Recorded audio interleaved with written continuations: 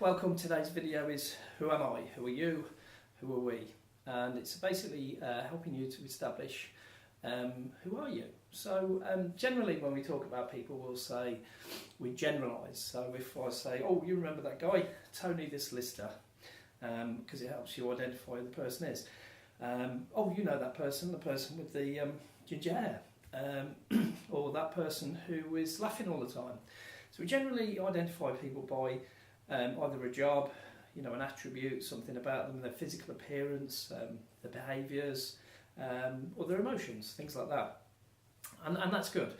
But when we're looking at ourselves and we're looking for making changes, that's not a great thing to do. So the best thing to do is to identify yourself as the sum of all your behaviours. So for instance, I use this metaphor, a bag of these ball pool balls for kids, and I got them because I thought it's a really good way of explaining the character, personality. So when people say they are something, that's an identity. So if it was their job, their attributes, or whatever else, it's part of them. So it could be, so if we're saying Tony the accountant or solicitor or whatever, that could be that. But Tony could also be a surfboarder. Tony could also have a happy side. He could also have an angry side. He could also have opinions about certain things that may make him behave in different ways.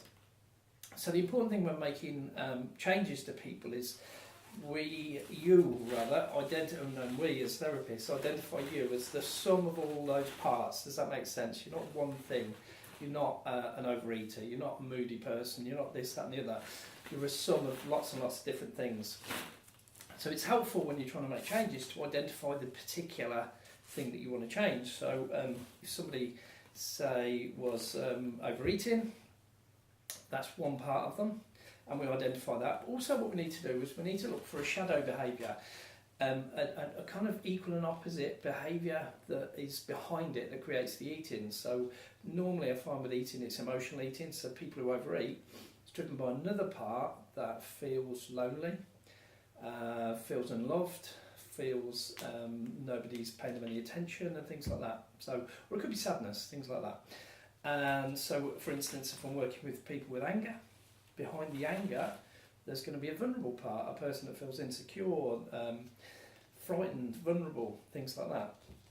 So more often than not, when we have a presenting issue that we need to work with, a part of us, it will have an equal and opposite part, and maybe I say equal because it's got an equal kind of strength, but maybe it feels like a smaller part or a less insignificant part. And the interesting thing is when we're dealing with parts and behaviours, so for instance with the anger, what we need to do is not deal with the presenting issue, because that's often what people think. They think, oh, it's my anger I need to work on.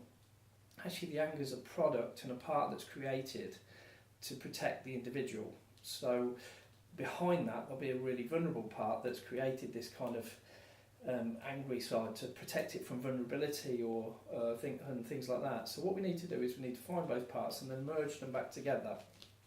And this is what I do in therapy, is merge those parts back together using a process that I've created myself, which leans on several different modalities, and it works on the unconscious level.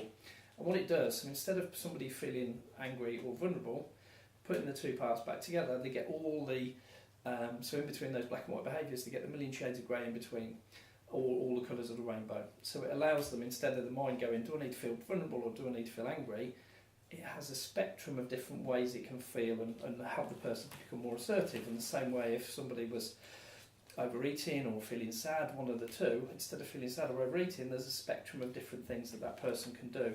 And what I found is in life is it's not about trying to be too good and not being too bad. It's the real sort of crux in life with your therapist helping people, or your person working on yourself or seeking help, is to find that middle ground. Okay, so we don't want to be obsessively going to the gym every day, and I'm sure some people do that, and I've worked with sports people at world level, and that's okay. But there's a downside to that as well, and I think for the happiest life you need to create balance. So it's about looking at your values, your beliefs, what you want in life, and being assertive and saying, yep, this is what I want, and trying to get that balance of everything rather than going too far one way or too far the other. So if you want to work with me, as on one-to-one in therapy, it's www.ndhypnotherapy.com. And if you want to do any of my training courses and learn more about this, or you want to become a hypnotherapist, if you go to www.wsoh.co.uk. But I'll put those on the bottom of the video as well. I hope you enjoyed the video. We're going to upload some more cool videos soon. But thanks for watching. Please like, subscribe and share. And thank you again. Cheers. Bye-bye.